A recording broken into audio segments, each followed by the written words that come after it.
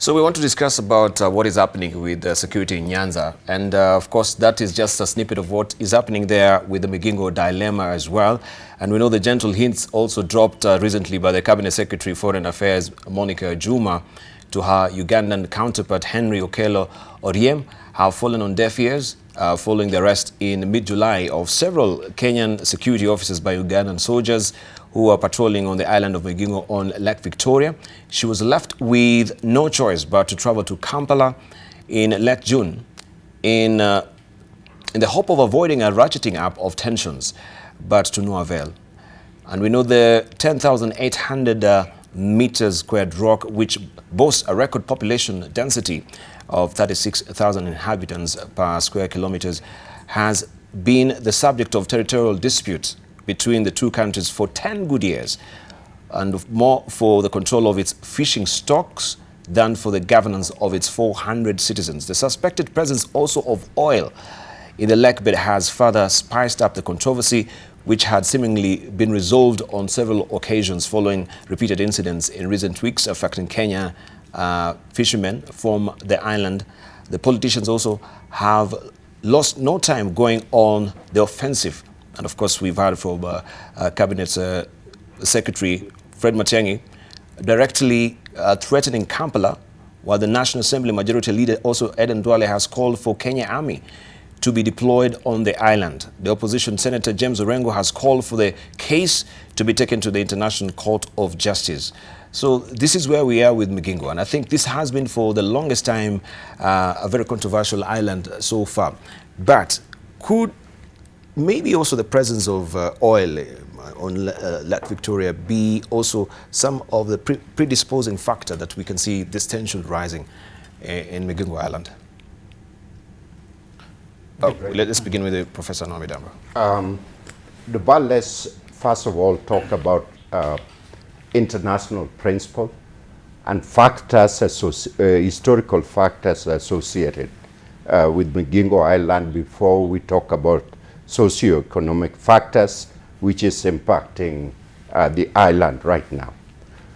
The international principle, which is called ut possidetis, is calling for the newly formed sovereign state should have the same border that reflect the preceding pre-independent. And if we look at the situation in Migingo, you will find that Migingo is within the Kenyan territorial right, according to John Donaldson, who is a research associate with the British Boundary Research Team. And this was drawn in 1926. So these are factors that are laid. Now, when you look at issue of socio-economic factors, Kenya owns 6% of Lake Victoria, but dominate Nile perch harvest. We harvest more or less more than 50% of the Nile perch. Uganda owns 43% of the lake, but harvests less than that. And there is also, as you just indicated, discovery of oil in this area. Now, what we need to do is to be very cautious and not trigger happy, because we cannot pretend to be an East African community moving toward free trade and all that kind of thing, and at the same time introduce or militarize Lake Victoria. This is the last thing that we need to think about. The emphasis on stability need to be there, finality of our borders need to be there, and respect for historical territorial integrity, because it will take us nowhere when we begin redefining the colonial borders between Somalia and Kenya, between Uganda and Kenya, and between Tanzania and Kenya. It will take us nowhere. And the sanity has to prevail on both the leadership in Uganda and the leadership in Kenya. And what we need to do is introduce marine patrol to stop illegal trade, that is happening in the area. This ought to be the focus of both Kenya and Uganda, and not go on the side source that I'm seeing that can bring some really serious consequences. Let's hear from Migingo. I mean, I think Prof has done it very comprehensively. Let me make it a bit simpler for us. There are two basic problems here. The first is that fish don't comply with international law. That's right. Right? They don't need visas. Right? They don't need visas or work permits or other kinds of immigration details. The second problem is that colonials didn't know how to draw maps. So that the way they drew the colonial boundaries was simply straight lines. Right? So these are the two fundamental problems with regards to Migingo and a lot of the border disputes that we see across Africa, not just in East Africa.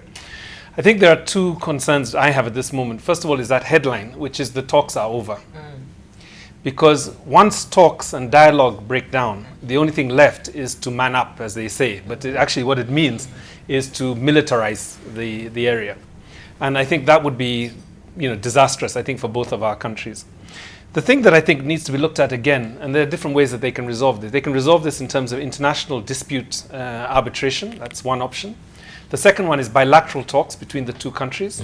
And the third one is really to return to what seemed to have worked for quite a bit of time, but perhaps now has become stressed by the huge population and the overfishing that's happening, which is to look at the power of the beach management units. These were the units that were set up by the fisher folk themselves to essentially arbitrate between, or to regulate and limit the number of boats, to ensure that the boats were licensed so that you didn't have people just coming into the area. And then secondly, also to make sure that there was a quota that was given in terms of catch. So you actually regulate the fishing in that area. And it is what do you call it? It is basically integrated into the communities, the fishing communities of that area. So there are three levels at which they could come at this problem if it has reached this point. All right, let's hear from Erasmus Bunche. The founders of the OAU and now AU saw this problem coming. And that's why in the OAU treaty, there was a clear indication in that treaty that we respect the boundaries as inherited from the colonial. And that still reigns. In fact, if you look at the number of disputes on boundaries in Africa, there are quite many. You've just seen one that is coming to an end between Ethiopia and Eritrea. You've seen one in Nigeria, Cameroon, you can name it. There is Senegal and Gambia, all over. And the principle, as outlined by my two colleagues, there are international statutes that help. There is a dictum which says, good accounting makes good friends. And here, if we don't go through this route, that we can agree to talk and then go for the method of conflict or potential conflict resolution, we are setting ourselves to a crisis that will destroy all of us. And there is no one going to win here because we'll all be lose-lose. And so to me, it's very clear, and as it has been indicated, in fact, one of the most ridiculous definitions of rules of origin of fish is the person who fishes, or the boat that is used. It is not where the fish grew up. Who catches them first? Exactly. And that's why you find countries like Spain export a lot of fish when they don't have a place where to fish. They come and fish here, but the Spanish boat, then that means Spanish fish. I don't think we should go through the direction of saying, oh, who has fished too much fish, because fish move depending on where they breed and the temperatures and the rest. What is important is, let's sit down, look at the boundary. If we don't agree, let's go to international as proposed by Senator Rengo. Otherwise, we are setting ourselves to a crisis that we'll all live to regret. You just mentioned about the map, and I think the British High Commission has actually revealed the maps, and the maps really show that Magingo falls within the Kenyan territory. Yes. So then, what is the contention if it is clearly demarcated from the boundary? I fail to understand. Any of you?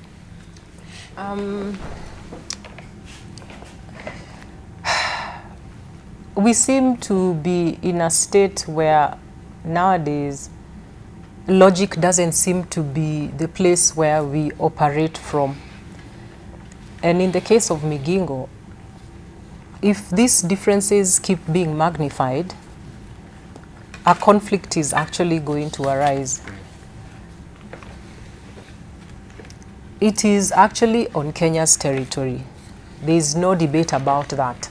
And the fact that someone wants to bring a debate on the issue resulting to ways that hurt Kenyans, it's almost a provocation.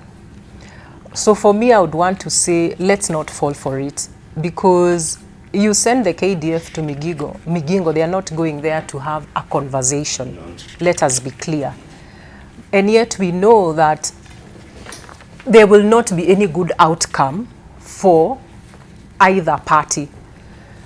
What we also need to recognize about such a small space with so many people is that they don't live as Kenyans or Ugandans. I'm sure people there are sharing the utilities, but they are also sharing each other.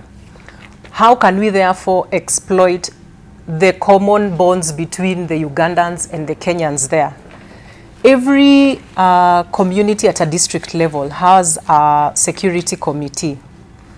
This issue is now high level because at the bottom it could not have been solved. So we can't ask the people at the bottom to solve it.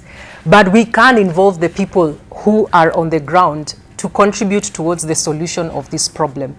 I personally would not want to see it go military. There is no good that can come out of that. And I think we just need to be able to sit down and have a conversation. And if a conversation cannot be able to work, we must have another conversation. And if that fails, we have another conversation. Right. Yeah, Dibal, Kenya's patience must have run out on this. I think we know clearly which country is the one that is stoking fires here. Kenya is the only country in East Africa that has a navy, and a powerful navy at that. I don't think Uganda wants to deal with that.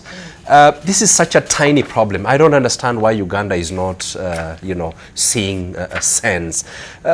Places like Gibraltar in Spain, which is British, but is in Spain, but you have the runway. Actually, when you're landing in Gibraltar, the plane will land in Gibraltar, but the runway goes into Spain and then comes back. But they have ways of sharing revenue and whatever economic things that come out of that kind of arrangement.